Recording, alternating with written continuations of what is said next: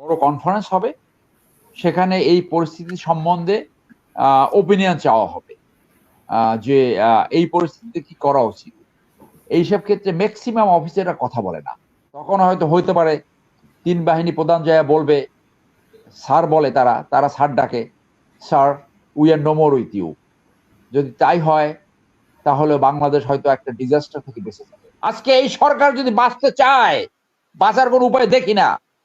1 ঘন্টার ভিতর প্রকাশ করেন কারা এদেরকে গুলি করছে, তাদেরকে গ্রেপ্তার করেন, স্পেশাল ট্রাইব্যুনাল করে আপনি বিচার করেন। আমি জুন 24শে জুন 1988 কমিশন পেলাম। আমি যখন কমিশন পেলাম এরশাদের পতন হয়ে গেল 1 বছর পরে, 89-এ। সো আমি এরশাদের পতনের আন্দোলন ঢাকা ইউনিভার্সিটির ছাত্র হিসেবে দেখেছি, এবং যখন আর্মি অফিসার হলাম তখন এরশাদের পতন দেখলাম। অতএব আমার ইউনিভার্সিটির ওই লাইফটা দেখার সুযোগ হয়েছে, এবং আর্মিতে যেহেতু আমি 20 বছর চাকরি করেছি।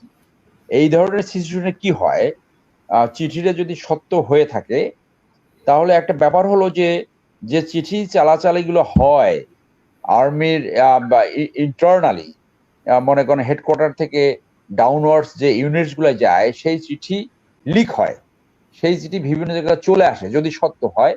আর্মির চিঠির 4টা ক্লাসিফিকেশন থাকে, 4টা। এটা সবচেয়ে লোয়েস্ট যেটা নর্মাল চিঠি, সেইটা সীমিত ক্লাসিফিকেশন থাকে। সীমিতর পরে তার উপরে থাকে রেস্ট্রিক্টেড, মানে যারা শুধু দেখার তারা দেখবে। সীমিত, তারপরে ইট লুক লাইক যে এটা একটা আর্মির চিঠি।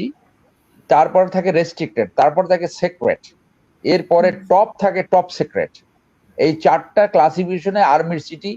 There is no correspondence in military যেটার একটা না একটা ক্লাসিফিকেশন থাকবে, তাহলে এটা হচ্ছে লোয়েস্ট ক্লাসিফিকেশন।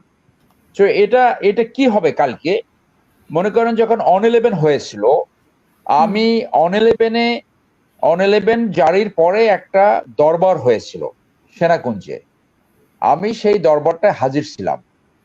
এবং এরশাদের পতনের পরে আমি ওইটুকু বলে আসি, এরশাদের পতনের পরে যখন সেই কেয়ারটেকার গভর্নমেন্ট হলো, সেই সময় সেনাপ্রধান নুরুদ্দিন সাহেব প্রত্যেকটা ক্যান্টনমেন্টে গেছে, ইউনিটিতে দরবার করেছে। তো যে কোনো পরিস্থিতি 2 ধরনের দরবার হয়, স্পেশাল দরবার এবং রুটিন দরবার। সেনাপ্রধান যে কোনো সময় অফিসারদেরকে কথা বলার জন্য কনফারেন্স ডাকতে পারে, দরবার ডাকতে পারে। অন-11 সময় সেই মইনু আহমেদ যে মিটিংটা ডেকেছিল, সেই মিটিংটায় মানে অন-11 ঘোষণার পরে আমি সেখানে ছিলাম। উনি সেই দরবারে বলেছিলেন যে মানুষকে সাপের মতো পিটিয়ে মারা হয়েছে, এই মুহূর্তে আর্মি বসে থাকতে পারে না। সব অফিসার সেটাকে সমর্থন জানিয়েছিল। এবং আপনি জানেন যে সেই সময় অন-11 যখন শুরু হয়েছিল, তার আগের সরকারের যে বিএনপি সরকারের যে লুটপাট, অপশাসন, দুঃশাসন, হাওয়া ভবন ইত্যাদি ইত্যাদি হয়েছিল, এই অন-11 সরকার 100% সমর্থন নিয়ে কিন্তু সেই সময় এমার্জেন্সি জারি করেছিল। এরপরে এই সরকারটা ফেল করলো, অন-11 ফেল করলো। অন-11 মূলত ইন্ডিয়ার কারণে ফেল করছে। ঘোড়া ডিপ্লোমেসি, এবং মইনু আহমেদ আসলে ইন্ডিয়ান লোক ছিল, রয়ের এজেন্ট ছিল। কালকে যেটা হবে, আমার অভিজ্ঞতা থেকে আমি বুঝি, দিস মাইট বি এ দরবার অথবা অফিসারদের একটা বড় কনফারেন্স হবে, সেখানে এই পরিস্থিতি সম্বন্ধে ওপিনিয়ন চাওয়া হবে, যে এই পরিস্থিতিতে কি করা উচিত। এইসব ক্ষেত্রে ম্যাক্সিমাম অফিসাররা কথা বলে না, হয়তো 2-1 জনে কথা বলবে। এমন হতে পারে উপর থেকে শিখানো একটা কোশ্চেন হতে পারে, আর একটা হতে পারে ন্যাচারাল কোশ্চেন হতে পারে। তো ওখানে কিন্তু ইন্টেলিজেন্স সমস্ত রোগ থাকবে। এবং এই যে মিটিংটা করা হবে, এইটা কিন্তু মিনিস্ট্রি অফ ডিফেন্স মিনিস্টার, মানে যে প্রধানমন্ত্রী, এটা কিন্তু তার নলেজে দিয়ে এটা করা হবে। সো এইখানে 2টা রেজাল্ট আসবে। একটা হলো two crack down the movement, আন্দোলনকে ক্র্যাক ডাউন করার জন্য একটা ওপিনিয়ন হতে পারে, অথবা জনগণের সমর্থনে একটা ওপিনিয়ন হতে পারে। কি ওপিনিয়ন হবে আই ডো নট নো। যদি প্রথম ওপিনিয়নটা হয় যে এখানে যেভাবেই হোক দমন করা হবে, তাহলে বাংলাদেশের জন্য একটা দুর্ভাগ্য বয়ে যাবে, একটা বিষাদ সিন্ধু হয়ে যাবে। জনগণ যেটা আমার শ্রদ্ধেয় টিচার কলিমুল্লাহ স্যার যেটা বললো, যে স্বতঃস্ফূর্ততা সৃষ্টি হয়েছে, not only in the student front, সব শ্রেণী পেশার মানুষ যেভাবে এই রুখে দাঁড়িয়েছে, এইটাকে সেনাবাহিনী কোয়েল করতে গেলে রক্ত গঙ্গা বয়ে যেতে পারে। আপনি জানেন যে ৮৬ সালে যে ফার্দিনান্ড মার্কোসের পতন হয়েছিল, ট্যাঙ্ক নামিয়ে দিয়েছিল। মানুষ যখন রাস্তায় নেমে গেছে, ফিলিপিন্সের আর্মি সে সময় একটা গুলি করে নাই। তারা কিন্তু সেই কোরাজান আপনার ফার্দিনান্ড মার্কোসের কিন্তু পতন হয়ে যায়। ৯০ সালে আপনি জানেন যে সেই সময় যদি এরশাদকে সমর্থন দিত, তাহলে কিন্তু সেই সময় একটা রক্ত গঙ্গা বয়ে যেতে পারত। আজকে এই আর্মি পাকিস্তান আর্মি না, এটা Bangladesh army. As I said before, যে প্রত্যেকেরই আত্মীয় স্বজন থাকে সমস্ত ফ্রন্টে, গ্রামে বাড়ি থেকে একটা চিঠি ছড়াইয়ে পড়ছে সমস্ত জেনারেলদের প্রতি। এতে যদি সেন্সিটাইজ হয় এবং বাস্তবতা যদি রিড করতে পারে, তাহলে সেকেন্ড সিদ্ধান্তটা হবে। তখন হয়তো হইতে পারে ৩ বাহিনী প্রধান যায় বলবে, স্যার বলে তারা স্যার ডাকে, sir we are no more with you. যদি তাই হয়, তাহলে বাংলাদেশ হয়তো একটা ডিজাস্টার থেকে বেঁচে যাবে। অনলি গড নোস কি হবে। তবে the generals, chief of 3 stuffs, মানুষ আশা করে তাদের গুড সেন্স উইল প্রিভেল। এই দেশের সুধী সমাজ ইতিমধ্যে বলেছে যে টাকায় আপনি অস্ত্র কিনেন, যে টাকায় আপনি গুলি কেনেন, যে টাকায় আপনি ইউনিফর্ম পরেন, রেশন খান, এটা জনগণের টাকা। সেই জনগণের টাকায় জনগণের আর্মি জনগণের বিপক্ষে দাঁড়াবে কিনা, that is the acid test, that is the test. আমি আশা করি গুড সেন্স উইল প্রিভেল। আমি আশা করি জনগণের বিজয় হবে।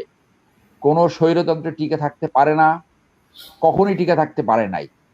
এবং যেভাবে এরশাদের পতন দেখেছি, যেভাবে সসিস্কুর পতন আমরা মিডিয়ার মাধ্যমে জেনেছি, যেভাবে গাদ্দাফি সাদ্দাম হোসেনের পতন আমরা দেখেছি, আরব বসন্ত আমরা দেখেছি, এই কথা আমরা গত 10 বছর ধরে, যতদিন ধরে মিডিয়ায় কথা বলি, আমরা বলেছি যে একটা দিন আসবে, ছোট একটা ঘটনায় দেখা যাবে সরকার পতন হয়ে যাচ্ছে।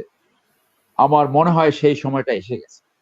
আমার মনে হয় যদি দমনও করতে পারে রক্ত গঙ্গা বসিয়ে, তাহলেও সেটা আবার নতুন করে বিস্ফোরণ ঘটবে কোনো একটা ইস্যুতে। এই যে দাগ সৃষ্টি হয়েছে, এই যে কালো অধ্যায় সৃষ্টি হয়েছে, এইখান থেকে আর এই রিজিম সরে যাওয়ার কোনো উপায় নাই। মিশরে যখন আরব বসন্ত শুরু হয়েছিল, সেখানে 868 জন কিল্ড হয়েছিল। শ্রীলঙ্কাতে একটা রেজিম চেঞ্জ হয়ে গেল, মাত্র 12 জন নিহত হয়েছিল। আর বাংলাদেশে 3 দিনের ব্যবধানে অ্যারাউন্ড 250 কিল্ড। অসমর্থিত সূত্র বলে আরো অনেক বেশি কিল্ড। আজকেও বোধহয় 1 ডজন কিল্ড হয়েছে। মানুষের জীবন এত মূল্যহীন। একটা ছেলে পানি খাওয়াচ্ছিল আন্দোলনকারীকে, তাকে তাকে কেন গুলি করতে হবে? একটা ছেলে কার্নেশের লুকিয়ে আছে, ডেড বডির উপর গুলি করছে। কারা করে এটা? মানুষ তাদের নাম জানতে চায়। নিরীহ শিশু, নিরীহ ছাত্র, নিরীহ রিক্সা ড্রাইভার, শ্রমিক, কারা গুলি করেছে বুকে? আজকে এই সরকার যদি বাঁচতে চায়, বাঁচার কোন উপায় দেখি না। 1 ঘন্টার ভিতরে প্রকাশ করেন কারা এদেরকে গুলি করছে, তাদেরকে গ্রেপ্তার করেন, স্পেশাল ট্রাইব্যুনাল করে আপনি বিচার করেন। এখনো আপনি দায় চাপাচ্ছেন নিরীহ শান্তিকামী আন্দোলনকামীদের উপরে, বিরোধী দলের উপরে। সেই পুরাতন ট্যাকটিক্স, সেই অপকৌশল 2009 থেকে যেটা ফলো করছেন। This is not going to save you, this can't. ইতিহাস সেটা বলে না, কোন ইতিহাসে এর উদাহরণ নাই। আপনি হেলিকপ্টার কেন নামালেন? মেজর আফসারি বলল, জনগণের পয়সা হেলিকপ্টার কিনা, সেই হেলিকপ্টার থেকে গুলি করেন। হেলিকপ্টার লো ফ্লাই করতে পারে না? 45 ডিগ্রি অ্যাঙ্গেলে গুলি করলে সেই গুলি তো যায় জানলায়, শিশু নিহত হবে। হেলিকপ্টার নামালেন কেন? যে র্যাবের DG, he is a barrister, statement দিয়ে বলছে যে র্যাব গুলি করে নাই। এটা তো এদেশে মানুষ বিশ্বাস করে না। This barrister might be a war criminal. যারা গুলি করেছে, যারা আদেশ দিয়েছে, all of them has committed crime against humanity. এবং বাংলাদেশে যে আন্তর্জাতিক অপরাধ ট্রাইব্যুনাল রয়েছে, একটা আভ্যন্তরীণ একটা ট্রাইব্যুনাল, এই ট্রাইব্যুনালের জেনোসাইডের যে ডেফিনিশন, সেই ডেফিনিশনে পরিপূর্ণভাবে এই কিলিংটা পড়ে যায়। যার জন্য আমি মনে করি যে এখনো যদি সত্যিকারে গুড সেন্স প্রিভিল করে, ইমিডিয়েটলি জাতির কাছে ক্ষমা চেয়ে আপনি পদত্যাগ করতে পারেন, এবং যারা রেসপন্সিবল তাদেরকে এখনই গ্রেপ্তার করতে হবে, এখনই তাদেরকে বিচারের সম্মুখীন করতে হবে। If not tomorrow, it will happen someday in future. That is the history, that has happened.